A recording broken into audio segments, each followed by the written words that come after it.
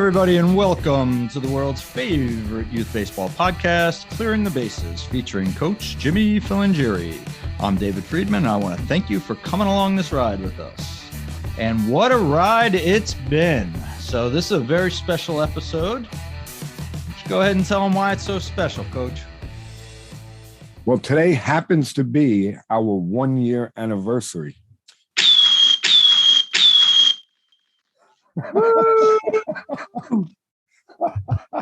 Was that supposed to be fireworks? We are celebrating. We got a whole rave going on here. So yeah, 1-year anniversary, March 23rd, 2021. By most accounts, not a great year in the world, but for us, at least for our small little snapshot of what we do here, it was a monumental year, and very, very happy to have been able to spend the last 12 months doing these shows with you. Yeah, Dave, it's been fantastic. Who would have thought, 1 year ago today that when we first started this and did our first show that it would have turned into what it did? Basically, right? I mean, although we had been friends for a while, kind of a chance meeting, and one thing led to another, and here we are. Yeah, so we'll get into a little bit, and this is not going to be our usual show. This is going to be a quick hit, but we just wanted to put something out there for you guys on this auspicious occasion. So basically, I had been a guest on a comedian's podcast. Ian Bagg Builds a House. I think he doesn't do that anymore. He has a couple other ones that he does, but I was just a guest on his podcast, and I put something on Facebook, and you had listened to that. And then you were a guest on a gentleman who was running another youth baseball podcast that I don't think is around anymore, right? That's right. Yes. Yeah. And you had put something out, and I had listened to that, and it's something I always have ideas of things I want to do to get out there. And it's kind of just an extension of what I do. I talk about this on the show a little bit, but I do presentations, I do webinars, I do training at work, in addition to coaching, which obviously is all training and speaking in front of groups. So it's kind of a natural extension of that. And everybody and their brother has a podcast nowadays anyway. And then, one fateful night, we happened to run into each other. It had to be 3-4 years since we had seen each other. Probably. Yeah. It was quite a while. And so we had, so what happened? We had a common friend of ours. His father had passed away, and we both went to the services that happened to be there at the same time, basically. And, you mentioned that you were trying to get this up and running on your own, right? Yeah, at that point, I was playing around with it. I had a parent of one of my players. His name is Bill Clark. And him and I had a conversation, and he was saying to me, hey, you should do do a podcast. So I said, Bill, come on, who's going to want to listen to me talk about baseball? I said, it's something that I don't think I could do. And he said, you could do it. You'd be great. And he really got me going in the right direction. So I was playing around with it. And then when we ran into each other, again, I didn't think anything of it. We had talked about it. You said you were thinking of doing something. And then you called me a few days later. Yeah, I think it might have been the next day, because it's one of those things I have learned at this point in my life. I'm very realistic about who and what I am. And I know, like I said, I have a lot of ideas of things that I want to do that don't get done.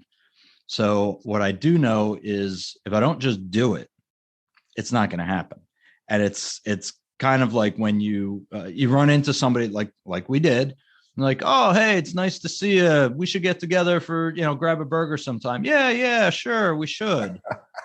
It never happens, right? Right. It never happens. And I was just like, even like driving home from there, I was talking to my wife, and, just telling her about a little bit more of our conversation. And she's like, oh, you should definitely do that. And I just made up my mind. And I think it was the next day. I reached out to you. It may have taken a day or two for us to hook up, leaving messages back and forth or whatnot. But like I said, it's the type of thing that if you don't just do it, it's just not going to happen. And I was like, you know what? This is something you were already working on it. You'd already kind of laid the foundation.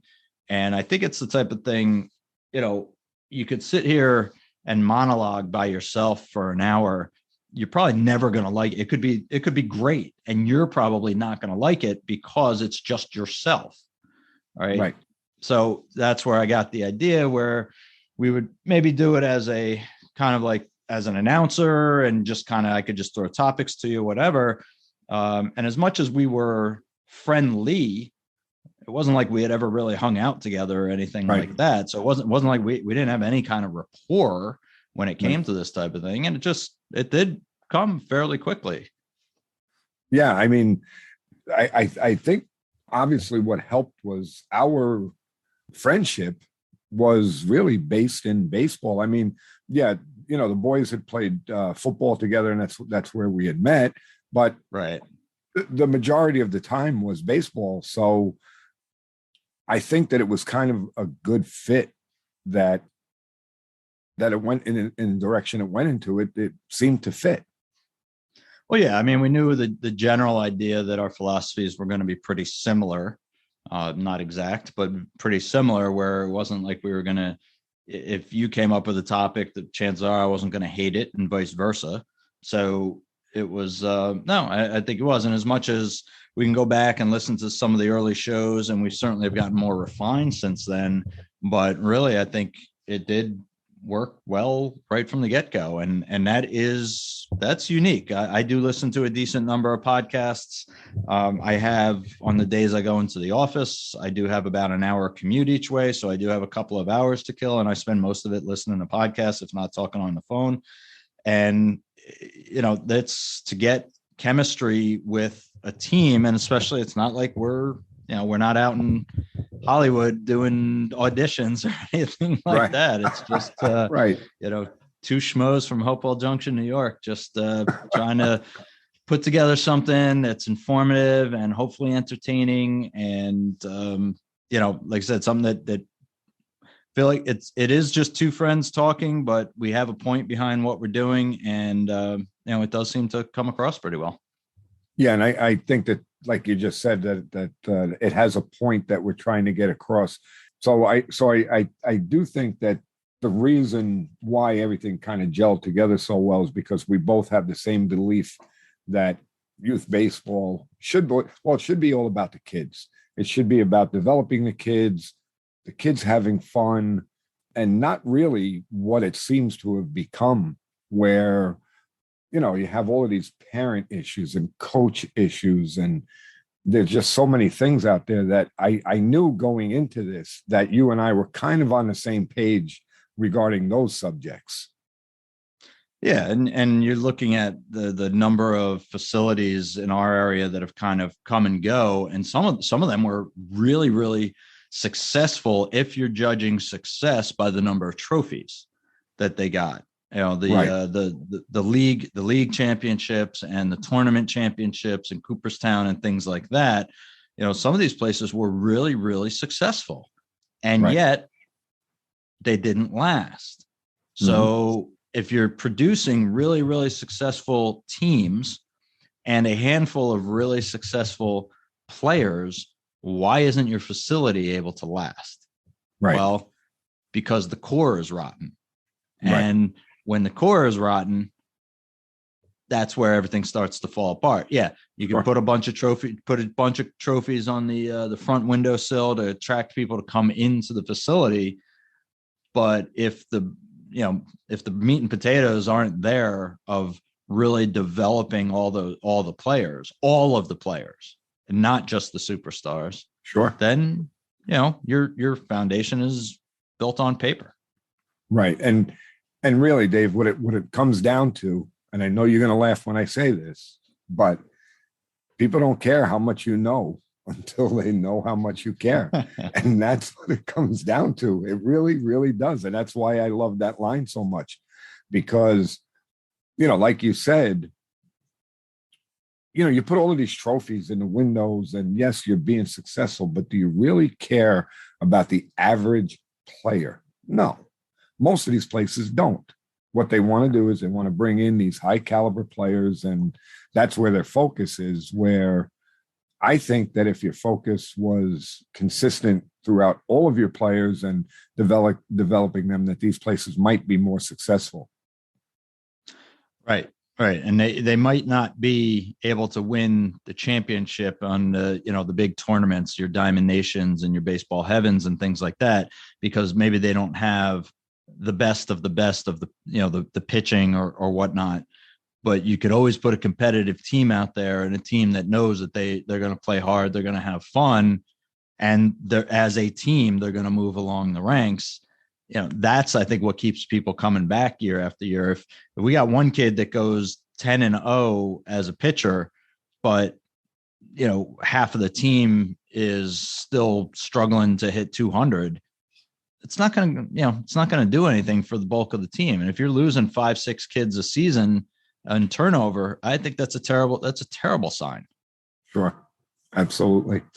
Yeah. And I also think that, you and I both believe that, we want to try and get the message out there, or it doesn't necessarily have to be, get the message out there, but we want to try and help to create a better environment in the sports world. Everything has gotten so haywire that I think that a lot of people have lost focus.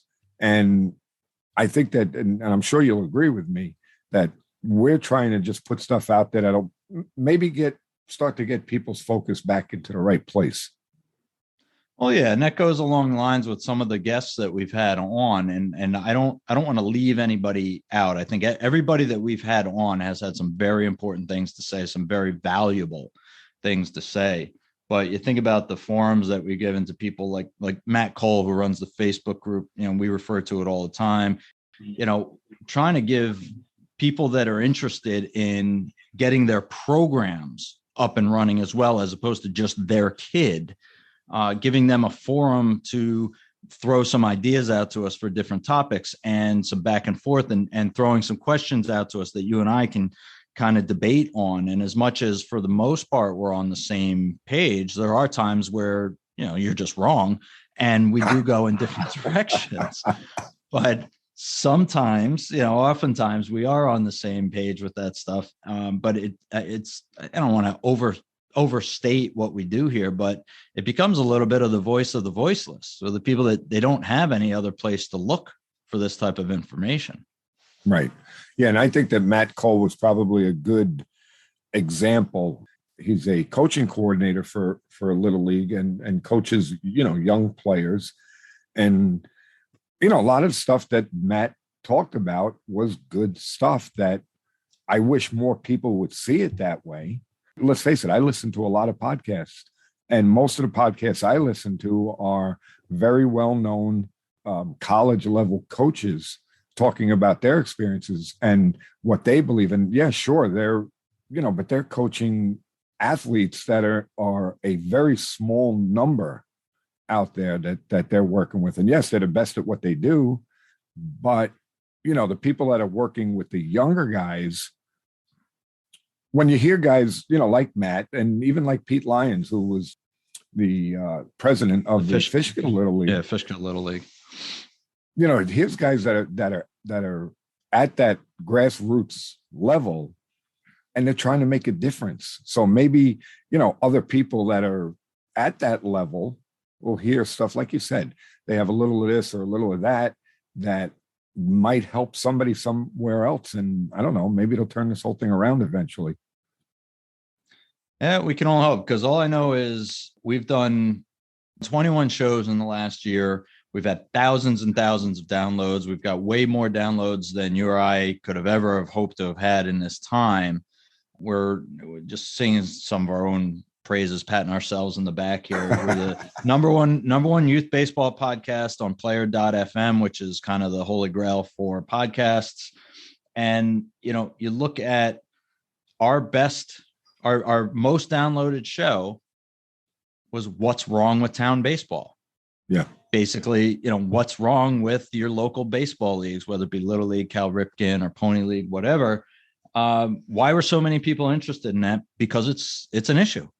Sure. Now are the things that we've talked about and the things that we've been able to discuss over the last year, were we able to make a difference? I don't know. I'd like to think so. With the number of people that have listened to the show and the positive feedback that we've gotten, and they continue to listen to other shows.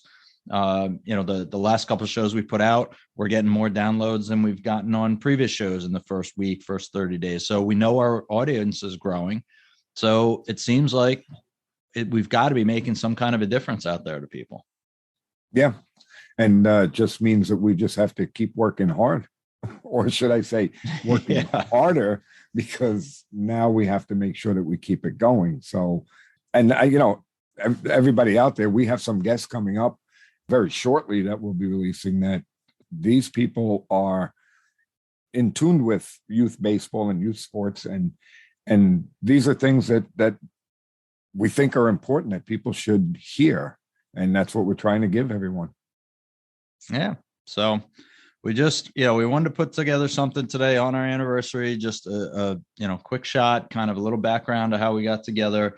A quick thank you to everybody. Again, we're talking about thousands of downloads. It really is amazing. Two schmucks like us from, living in a tiny little town in New York.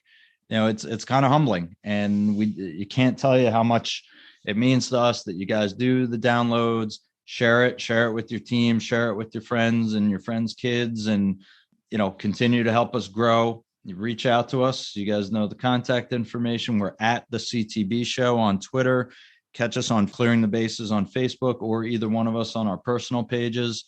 You've got our email address, clearingthebases@gmail.com.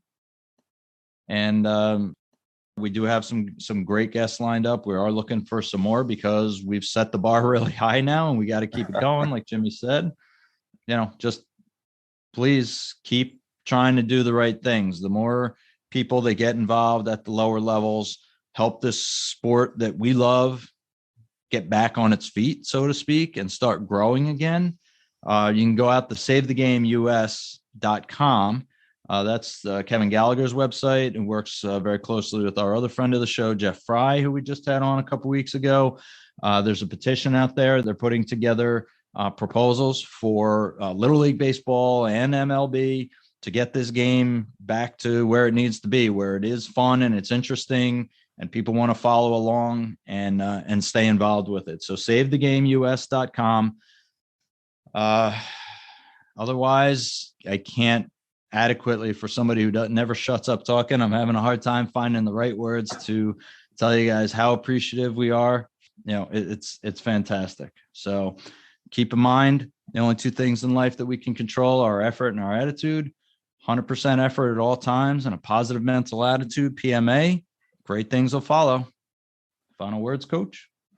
Yeah, I just want to thank everyone, and saying thank you is really not enough, but for lack of stronger words, I just want to say thank you to everyone. And I'm going to speak for you, Dave, on this one. I tell everybody that I can promise you, Dave and I will keep working hard to bring you very good content, so that maybe we all together can make a difference.